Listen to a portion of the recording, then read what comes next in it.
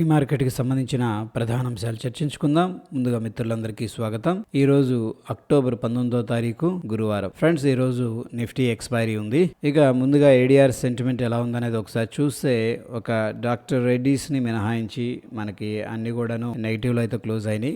Doctor Reddy's మాత్రం positive గా ఉంది. And IT pack Wipro 3.28% loss అయింది. దాని తర్వాత ICICI bank, HDFC and of course Infosys IT pack broader sense అనేది మనం తీసుకున్నట్టయితే ఎక్కువగా స్టాక్స్ అనేది మనకి ప్రాఫిట్ బుకింగ్ లేదా సెల్లింగ్ ప్రెషర్ అనేది సిగ్నిఫికెంట్ గా కనిపిస్తుంది. అదేవిధంగా నిన్నటి రోజున మన ఇండియన్ ఇండిసెస్ ఎలా పర్ఫామ్ చేసినాయి అనేది ఒకసారి చూద్దాం. ఏ సెక్టార్ లో వీక్నెస్ అనేది ఉందంటే PSU bank, financial services, banking sector లో ముఖ్యంగా మనకి వీక్నెస్ అనేది కనిపిస్తుంది. అండ్ ఆఫ్ కోర్స్ అన్ని కూడా అప్ టు ఎఫ్ఎంసీజీ మొత్తం కూడా నెగిటివ్ గా ఉన్నాయి. అండ్ ఓన్లీ మీడియా, ఫార్మా ఈసారి మాత్రం కొద్దిగా రికవర్ అయినట్టు కనిపిస్తుంది. బ్రాడర్ సెన్స్ అనేది మనం తీసుకున్నట్టయితే ఇక్కడ 90% ఇండిసెస్ మొత్తం కూడా సెల్లింగ్ ప్రెషర్ లో ఉన్నట్టు.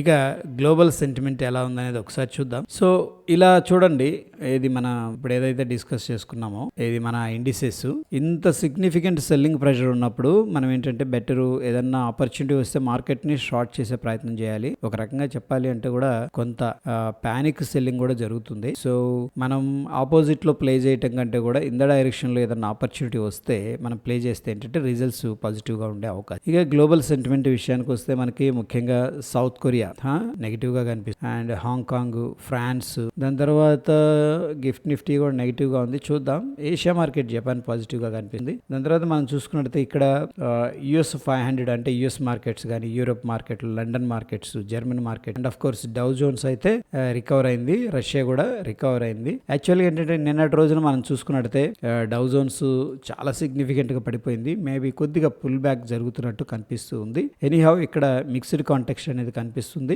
ఓకే, సో గ్లోబల్ సెంటిమెంట్ అనేది ఏంటంటే మిక్స్డ్ గా. ఇక నిన్నటి రోజున ఈవెంట్స్ అనేది మనం అబ్జర్వ్ చేస్తే ఇక్కడ చైనాకి సంబంధించిన జీడిపి డేటా అనేది యాక్చువల్ పాజిటివ్ గా రావడం జరిగింది. అండ్ దాని తర్వాత యుఎస్ కు సంబంధించిన బిల్డింగ్ పర్మిట్స్ పాజిటివ్ గా వచ్చింది. And of course crude oil inventories తగ్గినాయి కాబట్టి క్రూడ్ ఆయిల్ కి ఇది పాజిటివ్ అని చెప్పేసి అయితే ఈ రోజున ఈవెంట్స్ అనేది మనం చూడాల్సి ఉంది.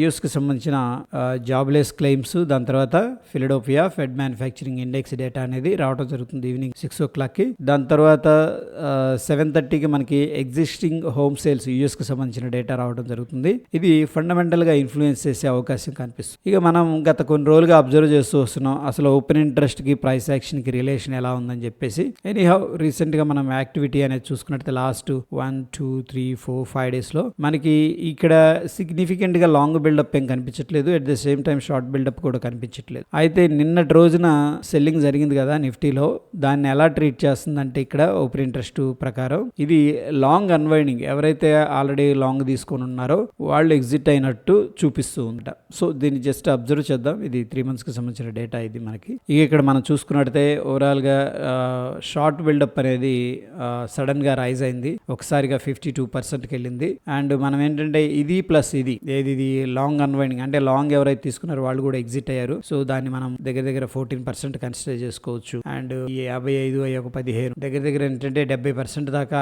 మనకి షార్ట్ సైడ్ కనిపిస్తుంది. అదేవిధంగా లాంగ్ బిల్డప్ అయితే చాలా తగ్గిపోయింది. Short covering and long buildup కానీ ఓవరాల్ గా ఏంటంటే కొద్దిగా సెంటిమెంట్ అనేది మనకి వీక్ గానే కనిపిస్తుంది. ఇక మనం చూసుకున్నట్టయితే Nifty 50 heat map, Cipla, doctor Reddy's కొద్దిగా ఫార్మాలో రికవరీ ఉంది. అండ్ బజాజ్ ఫైనాన్షియల్ సర్వీసెస్, ఈ యొక్క బ్యాంక్స్ కానీ, టాటా కన్స్యూమర్ ప్రొడక్ట్స్, ఎన్టీపీసీ ఇవన్నీ కూడా నెగిటివ్ లో ఉంది. దాదాపుగా 85 to 90% స్టాక్స్ నిఫ్టీలో కూడా ఏంటంటే వీక్ గా ట్రేడ్ అయింది. ఇక అదేవిధంగా ఈ యొక్క పర్టికులర్ స్టాక్స్ ఏంటంటే ఫ్యూచర్ అండ్ ఆప్షన్స్ లో మనం ట్రేడ్ చేయలేం. ఇవన్నీ కూడా బ్యాన్ లిస్ట్ లో ఉన్నాయి మనకి. ఓకేనా, వీటిల్లో ఏంటంటే మనం ఈక్విటీలో క్యాష్ ట్రేడ్ చేసుకోవచ్చు. ఇకపోతే చాలా కంపెనీలు మనకి ఈ రోజు రిజల్ట్స్ అనేది అనౌన్స్ చేస్తున్నాయి. ఇక్కడ ఏదైతే రిజల్ట్స్ ఇస్తున్నాయో ఇవన్నీ కూడా ఏంటంటే ఫ్యూచర్ అండ్ ఆప్షన్స్ కి సంబంధించిన స్టాక్స్ అనమాట. సో చాలా ఉన్నాయి కాబట్టి నెస్ట్లే కానీ, ITC, FMCG sector, so Hindustan Unilever, Tata communication ఇవన్నీ ఉన్నాయి మెయిన్ గా. సో వీటిల్లో ఏంటంటే మనం వోలటాలిటీ అనేది ఎక్స్పెక్ట్ అయితే చేసుకోవచ్చు.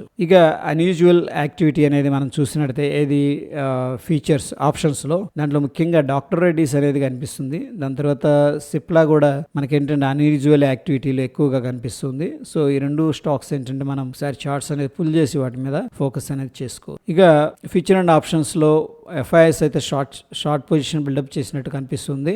And client long position buildup చేశారు, ప్రొప్రైటరీ షార్ట్ పొజిషన్ బిల్డప్ చేశారు. డిఐఎస్ వచ్చేసరికి అగైన్ లాంగ్ పొజిషన్ బిల్డప్ చేశారు. అండ్ క్యాష్ మార్కెట్ విషయానికి వస్తే అగైన్ ఏంటంటే ఎఫ్ఐఎస్ మళ్ళీ సిగ్నిఫికెంట్ అమౌంట్ సెల్ చేసినట్టు కనిపిస్తుంది. ఓవరాల్ గా మనం చూసుకున్నట్లయితే 1831 కోట్లు క్యాష్ మార్కెట్ లో సెల్ చేశారు. At the same time DIIs అయితే డిఫెండ్ చేస్తున్నారు. వాళ్ళు ఏదైతే సెల్ చేస్తున్నారో వీళ్ళు బై చేసే ప్రయత్నం చేస్తున్నారు. 1469 కోట్లు క్యాష్ మార్కెట్ లో బయింగ్ జరిగినట్టు తెలిసింది. ఓవరాల్ గా మనం చూసుకున్నట్లయితే స్టిల్ 362 కోట్లు క్యాష్ మార్కెట్ లో అవుట్ ఫ్లో అయింది. ఇక ఇక్కడ కనిపిస్తున్న స్టాక్స్ వచ్చేసరికి ఫ్రెండ్స్ మనకి ఇవి ఏంటంటే టాప్ వాల్యూమ్స్ లో ఉన్నాయి అన్నమాట. అంటే ఇవి stocks only futures and options లో ట్రేడ్ అయ్యే లిస్ట్ ఉన్నాయి కదా, వాటిల్లో టాప్ వాల్యూమ్ గెయినర్స్ అన్నమాట ఇవి. వీటిలో ఒకసారి మనం పాస్ చేసుకొని స్క్రీన్ షాట్ తీసుకొని ఆపర్చునిటీ అనేది కూడా ప్లాన్ చేసుకోవచ్చు. సో ఇక ఓపెన్ ఇంట్రెస్ట్ అనేది మనం చూసుకున్నట్టయితే బిగ్గర్ పిక్చర్ లో సిగ్నిఫికెంట్ గా ఈ రోజు ఎక్స్పైరీ ఉంది నిఫ్టీకి.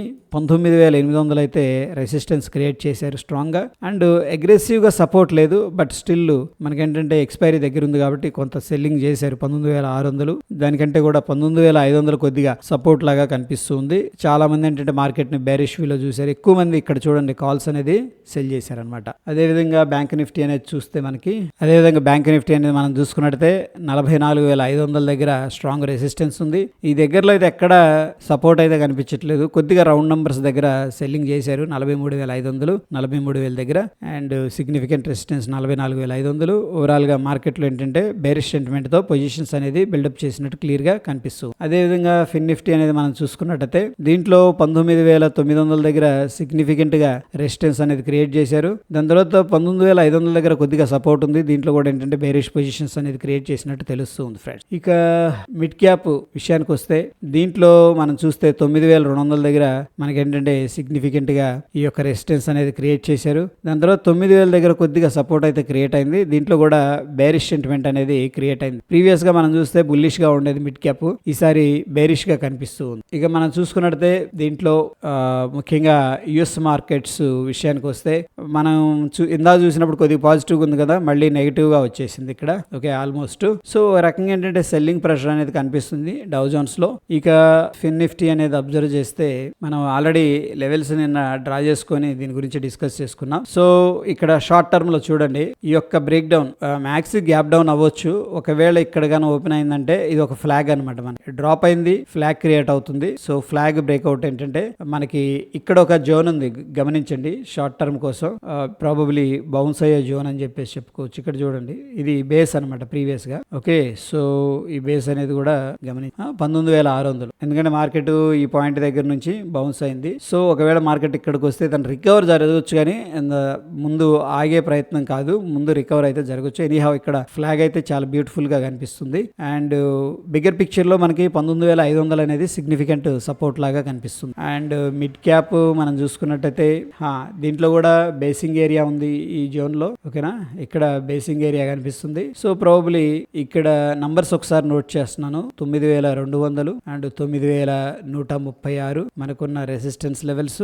అండ్ ముఖ్యంగా ఏంటంటే 9,000 ఏది మిడ్ క్యాప్ లో స్ట్రాంగ్ సపోర్ట్ అనమాట ఇక్కడ.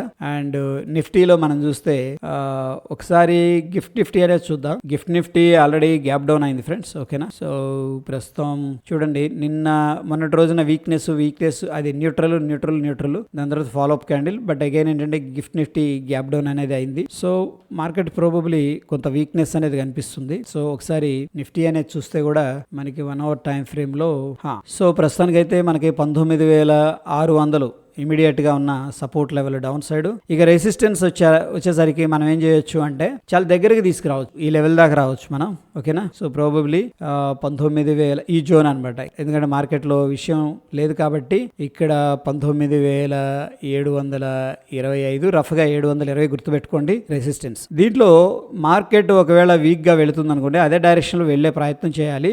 అండ్ ముఖ్యంగా మనం అబ్జర్వ్ చేయాల్సింది 19,600 సపోర్ట్ అనమాట నిఫ్టీ. అండ్ బ్యాంక్ బ్యాంక్ నిఫ్టీలో మనం చూస్తే ఓ ఫ్లాగ్ ఫార్మేషన్ కనిపించింది, వెరీ ఇంట్రెస్టింగ్ గా సపోర్ట్ దగ్గర ఉంది. ఒకవేళ ఈ లెవెల్ అనేది బ్రేక్అవుట్ జరిగితే కూడా మనకి 43,000 ఇక్కడ కొద్దిగా డిమాండ్ జోన్ ఉంది. సింపుల్ గా ఇదంతా కూడా కొద్దిగా డిమాండ్ జోన్. సో ఈ డిమాండ్ జోన్ అనేది అబ్జర్వ్ చేయండి. సో ఇక్కడ వచ్చేసరికి మనకి స్ట్రాంగ్ గా డ్రాప్ అయింది అండ్ కన్సోలిడేషన్ అయితే జరుగుతుంది. ఇది కూడా ఫ్లాగ్ లాగా అనిపిస్తుంది ఇది బ్యాంక్ నిఫ్టీ. ఇక మనకి నిఫ్టీలో అయితే వీక్నెస్ ఉంది అనుకున్నాం కదా. సో ప్రస్తుతానికి ఏంటంటే మనకి 19,574 దగ్గర ట్రేడ్ అవుతుంది ఏది గిఫ్ట్ నిఫ్టీ. మన నిఫ్టీ ఎక్కడ ఉంది? 19,671 దగ్గర ఉంది. దగ్గర మనకి 90 పాయింట్స్ దాకా డిఫరెన్స్ అనేది కనిపిస్తుంది. సో నెగిటివ్ గా ఉంది కాబట్టి based on the gift Nifty మనం ఏం ఎక్స్పెక్ట్ చేయొచ్చు అంటే గ్యాప్ డౌన్ అనేది ఎక్స్పెక్ట్ చేసుకోవచ్చు మార్కెట్. ఓకే ఫ్రెండ్స్, సో అది. ఇకపోతే మనకి టెక్నికల్ గా నిఫ్టీ, బ్యాంక్ నిఫ్టీ ఈ స్ట్రాంగ్ సెల్ అనేది సజెస్ట్ చేస్తూ ఉన్నాయి based on the oscillators. Nifty అయితే న్యూట్రల్ అనేది సజెస్ట్ చేస్తుంది. యాజ్ కంపేర్ టు నిఫ్టీ ఏంటంటే బ్యాంక్ నిఫ్టీ అయితే వీక్ గా ట్రేడ్ అవుతున్నట్టు మనం క్లియర్ గా అబ్జర్వ్ చేసాం నిన్న. సో అది ఫ్రెండ్స్ ప్రీ మార్కెట్ సంబంధించిన అప్డేట్స్. ఎటువంటి క్రిటికల్ అప్డేట్స్ ఉన్నా సరే నేను ఏంటంటే టెలిగ్రామ్ లో అప్డేట్ చేస్తాను. మరొక ఎపిసోడ్ లో మళ్ళీ కలుసుకుందాం. Stay tune friends. ధన్యవాదాలు.